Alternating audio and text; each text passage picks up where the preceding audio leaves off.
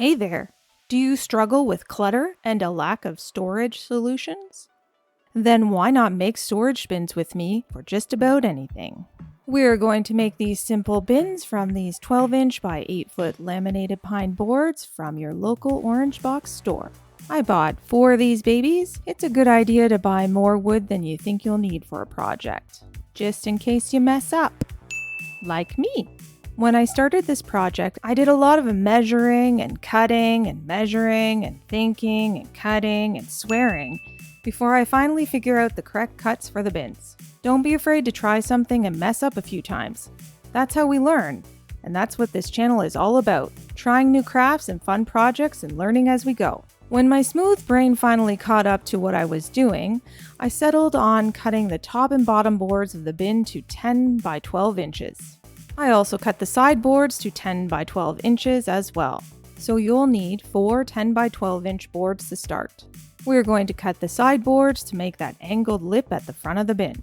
I measured over 10 inches on the top and bottom of the long edge, and up 4 inches from the bottom on the short end. I connected the dots between the 10-inch marks and the 4-inch mark on the side, then made cuts along those lines.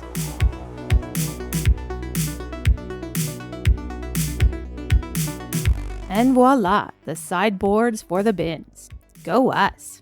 Now that we have the top, bottom, and sides of the bin, we need to cut the back board and the front lip board. At this point, I realized my plan of slapping a board on the front and back was not going to work. So I did what anyone would do in this situation. I called an expert. After consulting my expert, I decided to cut the back and front boards to fit inside the other boards. This would make the bins more solid as well. Cut the back board to approximately 10 by 10.5 inches. It may be a good idea to measure your box at this point to make sure this measurement works for you. Then cut the front board, the lip, to around 5 1/8 by 10.5 inches. Again, check your measurements before making any cuts. Don't forget to measure twice and cut once. At this point, I cut an angle on the front edge of the bottom board to match the angle of the sides. This was cut at 25 degrees. I also angled the front board on the long edge to 25 degrees so it would align with the bottom board and sides of the bin. Then I decided before I assembled everything that it would be super fun to sand all of the boards with 120 grit sandpaper. Next comes the fun part, assembly! I used a strong wood glue and an electric nail gun to assemble the bins. I found, at least for me, this was easier if I glued and nailed the sides, the front and back boards first. And then attach the top and bottom boards.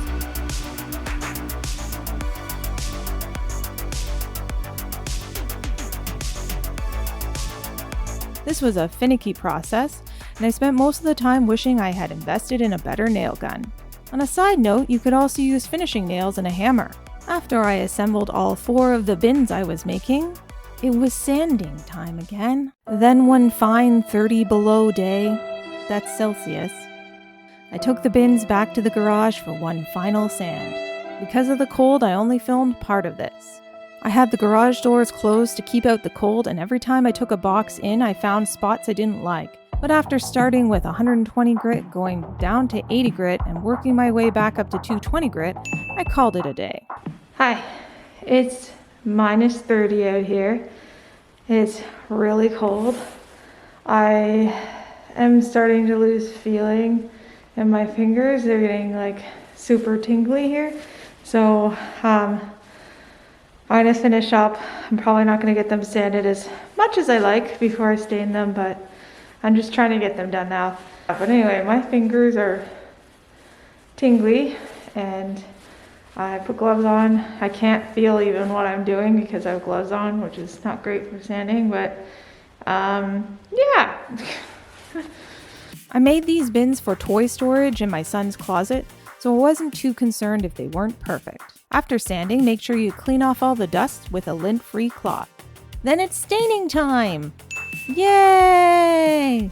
Sometimes I feel like unprepared is my middle name, despite my best efforts to be the opposite. While I did have enough stain lying around, I did not have any brushes. Note to self, buy more brushes. so I decided to glove up and use paper towel. Prepared me might have searched for something else like a clean rag, but unprepared me was in the groove and the get-her-done mentality had taken over. Besides, it worked, so I'm not going to complain. Once the stain is dry, these bad boys are ready to go to work for you, solving all of your storage needs. And if you're a mom like me, you probably have a lot. Thanks so much for watching. My name is Pam, and this is Total Pamarchy, the craft channel with a little anarchy. Don't forget to subscribe if you like crafts and anarchy. And if you like this video, watch this one next. Until next time, bye!